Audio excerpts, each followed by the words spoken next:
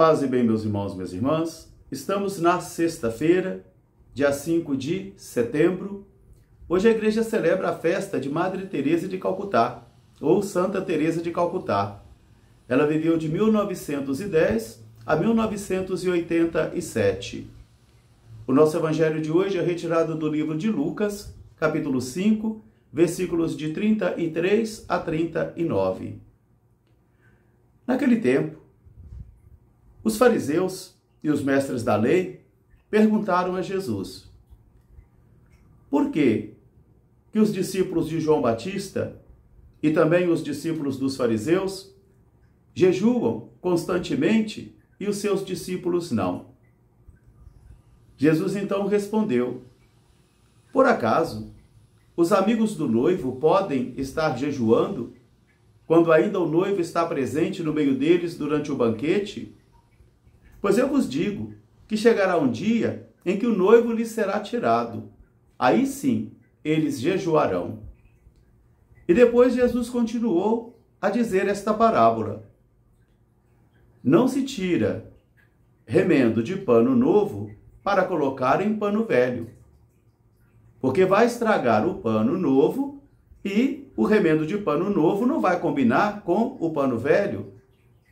Também não se coloca vinho novo em odres velhos, porque o vinho novo vai fermentar, vai explodir o odre velho e assim se perderão o vinho e o odre. Por isso, vinho novo deve ser colocado em odres novos.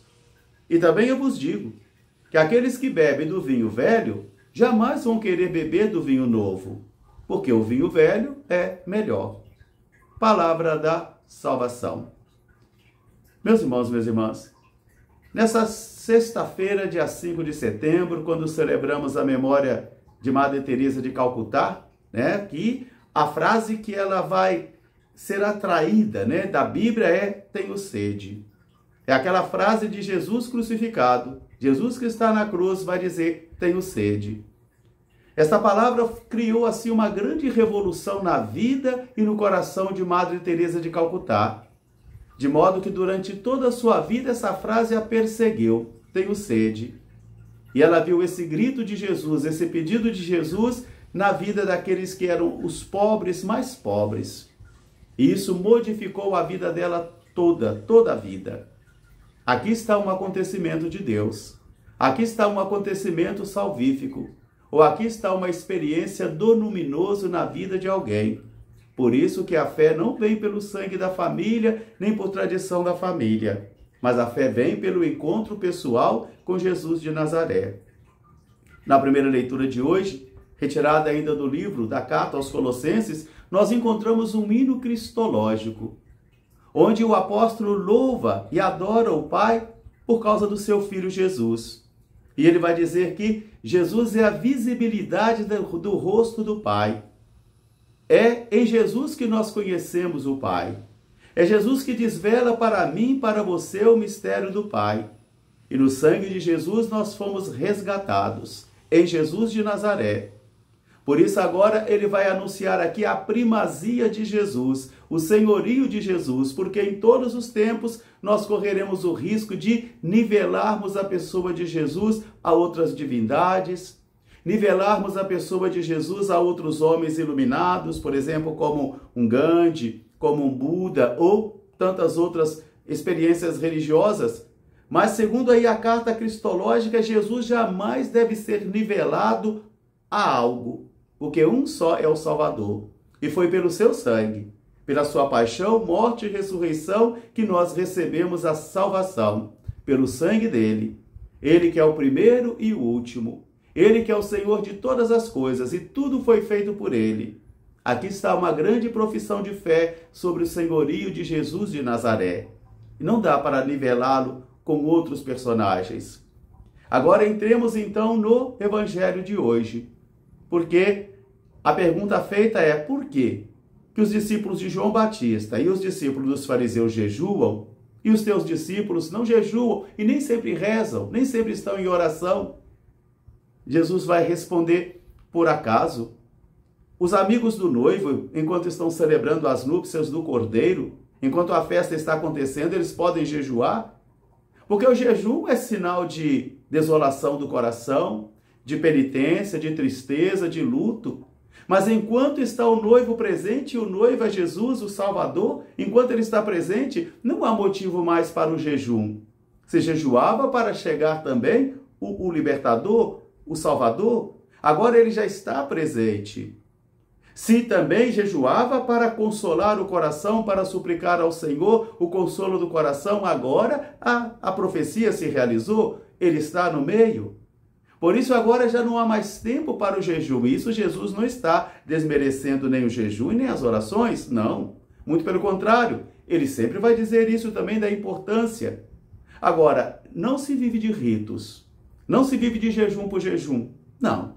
Ele tem finalidade pedagógica, nos educa a fé e nos faz também mais próximos do Senhor. Após responder então essa questão, agora Jesus vai dizer uma parábola. Não se tira remendo de pano novo para colocar em tecido velho, porque um não vai combinar com o outro, e o tecido velho vai puxar e vai rasgar.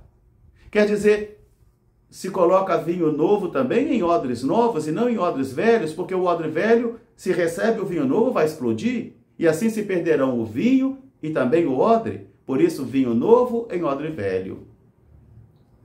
Odres velhos era a promessa da vinda do Messias, são os livros das Sagradas Escrituras, são a visão dos profetas, são os ritos que se celebravam no Templo de Jerusalém, era o peso da lei, Tudo isso aí com uma carga pesada, eram odres velhos. Odres velhos. E isso aí já não representava mais muita coisa porque eram sombras.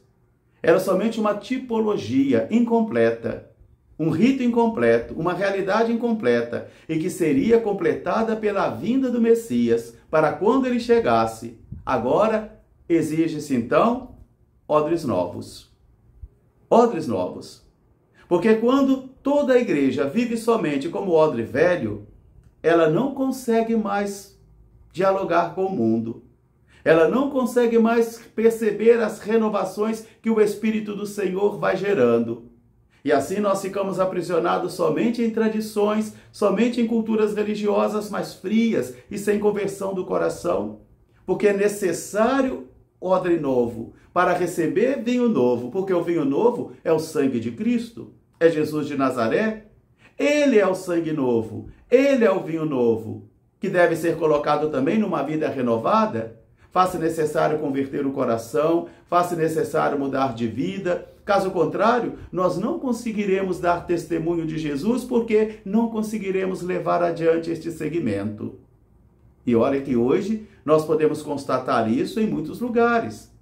As famílias religiosas e as igrejas que não se renovam de acordo com o Espírito estão a morrer de asfixia, estão ficando cada vez mais vazias, estão ficando cada vez mais secas, porque continuam a colocar ainda o odre velho e permanecer somente no odre velho e não recebe a seiva ou o sangue novo da vida, que é mais leve, que é de uma igreja que está mais presente na vida das pessoas, está mais próxima da vida das pessoas, e não de uma igreja fictícia, mas de uma igreja que se encarna na história, que vive na história, que santifica a história, sem perder o seu vínculo. Um olho no céu, um olho na terra. O coração no céu, o coração na terra. Por isso Jesus diz que essa vida nova, que é a vinda do Espírito e a vinda do Salvador, faz necessário acolhê-la num coração renovado e também numa vida renovada. Vinho novo se coloca em odres novos. Então, meus irmãos, minhas irmãs, que o Espírito ajude a mim e a você a estarmos constantemente com esse discernimento do Espírito, para sabermos ler os sinais dos tempos e o Senhor que passa constantemente em nossas vidas e vai dizer, tenho sede. Um grande fraterno abraço para todos, paz e bem. Até amanhã, se Deus quiser. Santa Teresa de Calcutá, rogai por nós. Paz e bem.